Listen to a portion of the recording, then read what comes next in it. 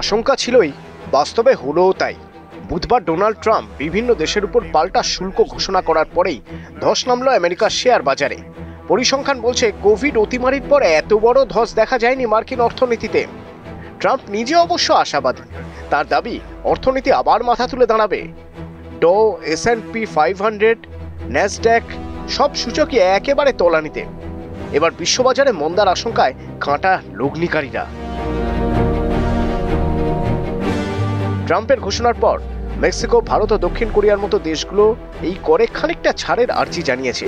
আবার অন্যদিকে কানাডা, চীনের মতো দেশগুলি মার্কিন পণ্যে পাল্টা শুল্ক ঘোষণা করেছে। আমেরিকার রপ্তানি হওয়া গাড়িতেও চেপেছে কর, ফলে বিভিন্ন বহুজাতিক সংস্থা ও অন্যান্য দেশে গাড়ি উৎপাদন বন্ধ রেখেছে।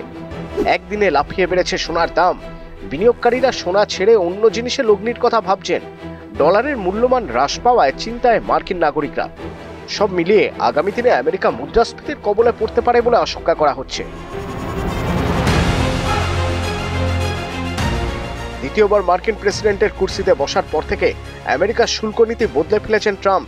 জানিয়েছেন, যে সমস্ত দেশ আমেরিকার পণ্য থেকে যত শুল্ক নিয়ে থাকে তাদের উপরেও পাল্টা তত শুল্কই চাপানো হবে। এ বিষয়ে আমেরিকার স্বার্থের কথাই শুধু মাথায় রাখবে ট্রাম্প প্রশাসন। বুধবার ট্রাম্পের তালিকা বলছে, ভারতের পণ্যের উপর 26% শুল্ক নেওয়া হবে, চীনের পণ্যে 34%, ইউরোপীয় ইউনিয়নের পণ্যে 20%, দক্ষিণ কোরিয়ার পণ্যে 25%, তাইওয়ানের পণ্যে 32% এবং জাপানের পণ্যে 24% শুল্ক আরোপ করা হয়েছে। ভিয়েতনামের পণ্য থেকে 45% আর থাইল্যান্ডের পণ্যে 36% শুল্ক নেওয়ার কথাও জানিয়েছেন ট্রাম্প। চলতি মাস থেকেই বর্ধিত শুল্ক প্রয়োগ করা হবে মার্কিন বাণিজ্য নীতিতে।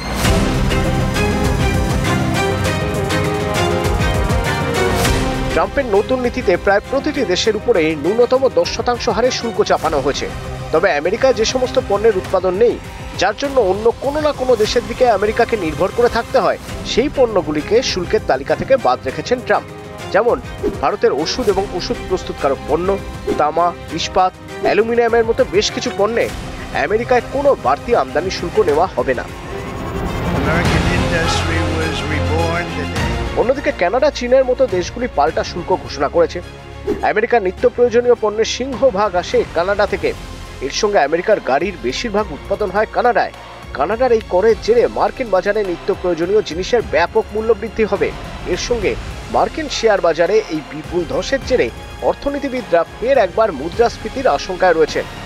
এরপর যদি চীনের সঙ্গে আমেরিকার বাণিজ্য যুদ্ধ আরও বাড়ে, তবে আমেরিকার অর্থনীতি কোন পথে এগোবে তা নিয়ে সন্দিহান বিশেষজ্ঞরা। এরকম আরও নানা খবর জানতে চোখ রাখুন নিউজ 18 ডিজিটালে।